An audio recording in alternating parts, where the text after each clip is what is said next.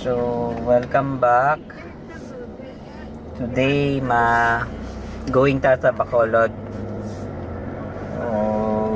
Medyo lain subong sang sang tsimpo. Subong ng maulan. Especially kay subong naiara sang bagyo nga si Bagyo Goreng. Yan bal nila super typhoon. So, actually pagwa naman siya sa area sang area sa Philippine Island. So layo-layo naman siya gani sa part sang Luzon but until now sige gyapon ang ulan. And then ang weather is on off, ulan, mauntat, but since yesterday amuni siya wagi kagwa siya haring araw since yesterday. Hopefully tomorrow nami ng weather hindi na muna hindi na kaulan. So padayon ko gali ang akon nga review regarding sa pag first PMS kay Mitz. Ang iyang first PMS na 1,000 ng cost around 4,100. Amuna na siya ang iyang gastota. Include na ang iyang oil, filter, tapos nakabutang man to is miscellaneous. And then free lang ang first ang labor sa dito sa Mitsubishi Gateway. So far okay gid, wala gid ko problem sa ilang pag PMS. Kag isa pa kanami man kiti do hindi man sa siling nang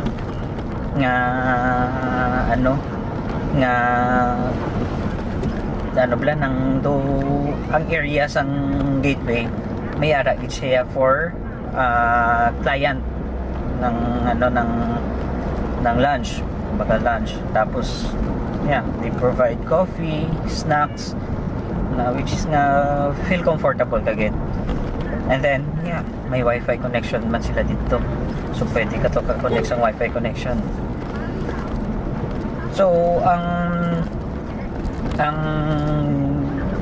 other than that sa ilang agin doon nga service nagano man ko sang mga concern or some minor issues regarding sa sininga unit. First ang iya nga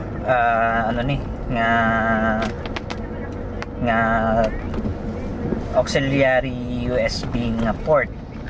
Kaysang last time nga paggamit ko nahuslo pati ang do housing singa. So siguro wala guro masyado na natakot, but then na-fix nila. Then second is ang akon nga stereo. Once kung ibutang ko siya kung naka-turn off ang salakyan, ang unit, tapos kung i-turn on ko siya nga ara siya sa AM radio, AM station, ang stereo nagasagara do may start do nang wala sang signal. But then kung i-change ko siya into other channels ang AM, okay na, makasagap sa isang signal, okay na, wala na problema, amula na. But then kung sa FM station, kung i-turn off ko siya na ang stereo naka FM station, naka standby sa FM, pag turn on ko sang salakyan, okay dayon, makagawa bilang ng ara dayon ang na good reception sa dayon. So according sa mekaniko kag nag-assist sa akon, ang iya lang ni siya is para hambalkan nila wala sang signal pa nasagap ang AM since ang the time na turn on siya. So okay, pero tiyan mo na wala lang ko kabalo kung that would be the answer sa sa issue sa sine. So kung sino man ang may naka Mitsubishi na pick up, it's either athlete or anything brand sang or let's say sa Mitsubishi nga 2023 model, just help me, just do comment kung sakto man gid ang kung AM station siya pag turn on mo ga sa Garak. So help me na lang kung sakto. Okay, now going or taking the road sa Bago Maaw something siya. So malusot ni siya sa National Road. Okay.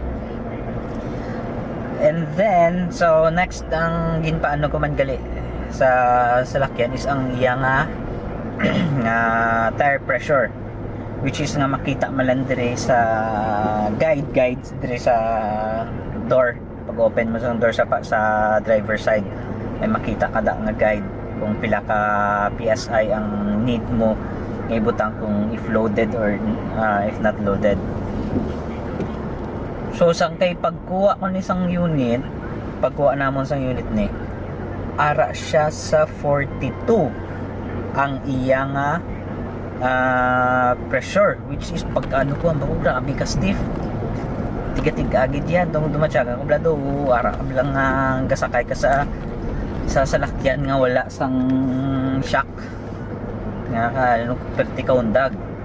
So pag abot sa balay gin-check sang father ko ang sang father ko nga i-check di ang pressure, which is nga sakto gid taas gid ang iya nga pressure, which is 42, which is na sa front supposed to be ara lang siya sa 32, but then ang na pressure dito sa sa front is 42. So ginbuhinan, and then sa likod 42 siya tuod but if loaded. Pero kung hindi loaded ara ka lang dapat sa 32, which is ang muna natin nabutang sa iyang guide. Tigin pa nubuan namon pagka pag sang nabuhinan na namon ng pressure, ginbutang na namon sa injecto, nag-okay na, nagnami ng iyang nga tawag dire nga play sang shock sang salakyan kanami ng pag-bounce ang salakyan. So amo na ang issue. So gin-check nila, so ginbutang na nila sa up to standard nga pressure, so which is nga ara na siya sa 32. And then so far okay man ang ilano, gin car wash nila ang salakyan, and then ginhatagan man kami isang quotation for next PMS. So ang gingamit ko lang ni gali nga oil is ang ang ordinary oil lang, so which is nga nang barato siya kay anyway same man gyapon kumbaga pagkakadto mo dito sa ang required man nila is 5,000 man gyapon. 5,000 kung sa fully synthetic, galing kay kung sa fully synthetic ka 5,000, pagbalik mo 5,000 kumbaga top up na lang ang ilang obrahon. Unlike kung sa ordinary naman niya is change kagid, full change kagid. So ang difference nila sa ordinary kag sa fully synthetic is around, kay ang ordinary total is around 4,001. Ang sa fully synthetic around 7,000, basta mga almost 3,000 plus ang difference nila.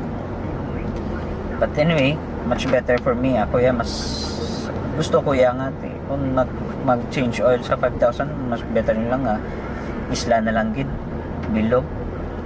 Kay anyway why mo man siya sila nga hindi man siya hago nga pag gamit, aram na siya for daily bla.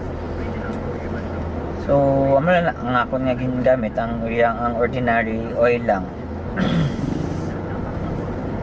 So ano pa gin,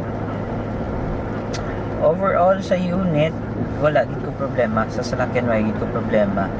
namian ko kay ti sa first impression, which is my first time to have this, or first time na makakuha kami ni Mrs. ang amon nga unit pickup, which is nga dreaman namon duha nga to have a pickup for later on, maybe nga in God's will. Yeah, we're planning to have our own business, which is nga pickup is the most gid ba, right or perfect vehicle para sa business mo guys. By the way, nga digili baha, medyo taas digili ang tubig diri sa right side, sa left side ko diho. Bali lang may nagbaha na di kanong area, but kung sa niya. But anyway, okay, going back sa unit, nami siya ang unit, which is nga fuel sa akon it's a fuel efficiency kaya it's a 2.4 engine. So sa akon niya do ka siya ya ng kini siya ya, pero depende man siguro. Some of the pickups siguro makakambal man sila nga fuel efficiency man ang ilang unit, kaya depende man sa driver kung barumbado kaya nga driver ya, let's say hindi barumbado lang kung more kaya sa gas ya, speed and everything, syempre hindi bis ka no pa naka fuel efficiency mo nga salakyan, kung amo ka na iya maggamit yang dasi grabe kapatapakon sang gas, manubugin ang iyang consumption niya. So sa akon wala gid yung problema sa power, wala gid man problema gid. Kung sa akon niya satisfy ko, ako mismo satisfy ko ya sa power nga ginhatag ya sa need ko. Siyempre hindi ko man gusto, hindi man kuya why man kuya gapalumba or anything baga normal drive lang ya nga paggamit, wala gid problema. Wow, nagabaha digili somewhere sa dini, but anyway it's okay. Sa dini siya nga area man, grabe sa lokal sa Santo Domingo, grabe baha guys, grabe baha. Sisi lawig sang area sang ginabaha. Naglapaw gali sa diri ngayon na side guys, ang may-ara na sang irrigation, naglapaw ang tubig sa irrigation, but then ang current sang tubig halin diri nga side sa may right side, pakadto diri sa may irrigation. So yun, wala na lubog ang mga maisan diho. Siya kaya mapunmudaan nga since yesterday pa ang sige nga ulan-ulan, may untat, grabe yung but hopefully tanan lang safe wala lang tanis sa may okay, going back tapos pasayod, but going back sa unit, so namin siya namian ko lang man kaya syempre hindi man silang manol, pero syempre do na-amaze ka muna nga why ka expect ang iya galing nga spare tires is same man sa ang mags is same man sa sa ginagamit. So 5 ka same rims na ginagamit, so which is na good. Unlike ako may-ara ako sa auto, yung auto ko to steel rim, ng ordinary na rims na yan ang spare ko. So wala lang ko kabalo sa iba ng mga pick up kung same naman na ang ilang mga spare tires. Then na-amaze lang ko doon, na namian lang ko lang busin ako kag sa inside sa mga control panel, everything nice, good. Tapos ang iyang dashboard, iyang odometer, RPM gauge, namin siya. So far sa unit I love, sa ang gusto ko gid. But then sa color black, jet black ang nakaputan ni sa iyang jet black is good color, pero ang hindi lang gid nami is kung ulan, for example ulan tapos mainit, abaw pwede dahil kay ko, as in makita mo gid dahil ko. So nami isang black color kung tinlo gid siya, una kay tinlo ka ano siya do ka ano ni ganiman, VIP type ba lang.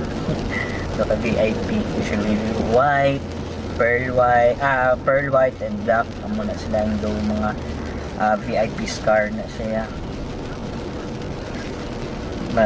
Kaya mula na medyo mula na galing hilikuon lang gid sila ya.